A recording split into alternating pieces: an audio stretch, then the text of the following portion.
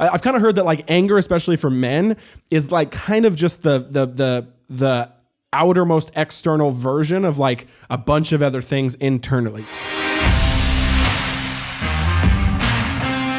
What's up, guys? Jeff and Jeremy here. Another episode of 5 Minute Fatherhood. Today's topic is about anger and fathers and dads and how, as dads, should we deal with anger? And Jeremy knows, even from a couple phone conversations recently with him, this is something that I've actually been dealing with lately, where there was a couple weeks ago or maybe a month ago, I feel like I lost my temper in a certain way with one of our kids. And man, there's something about that where you have to take those moments and go all the way down there. I think like if you're a dad who constantly maybe gets angry or constantly flies off the handle, then that might mean something. But I think even if it's in more like rare occasions, to me it was really like telling of like, oh, this is in my heart somewhere. I need to like what's going on there, rather than like, oh, I don't do this that often, so it's just an accident, move on. Like to me it actually was like a scary like, oh, that's somewhere in there, even though it may, and why is that? So I had to really process and dissect. And so what I would say to dads is realize too, man, anger is an emotion that in some levels like inherent and neutral at some level, right? That Jesus was angry, you can be angry, but do not sin.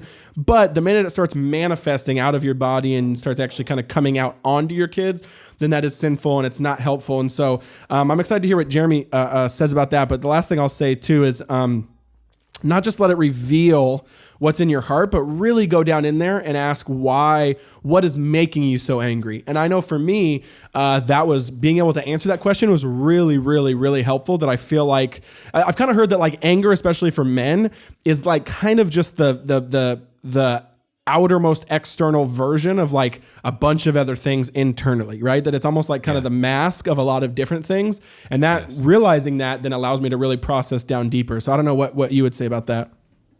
Yeah, anger is, so the basic framework I think about anger, especially in the home, is it's a great signal, but a terrible tool. It always is signifying something.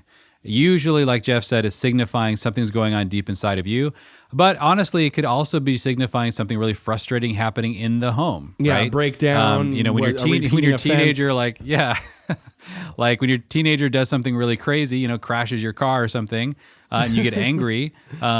Look, that's, it's not all inside of you. Is that coming from a real story? It's also, we haven't had that problem yet, right, Kels? No? Okay.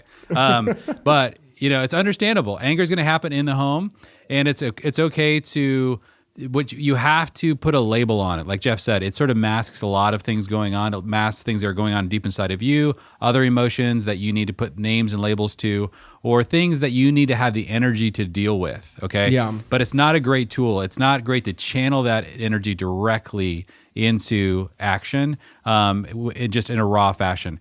The verse that I think is most helpful to me about this topic in James 1:20, it says that man's anger does not bring about the righteous life that God requires.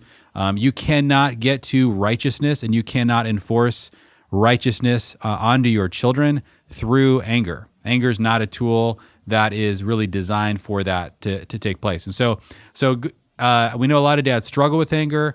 Go ahead and let it signal or motivate you to get to the bottom of what's happening, but make sure that when you actually implement something, you're using a different tool besides the anger, because you're not going to be able to lead and get your kids and your family to the place that you want to get to through the tool of anger.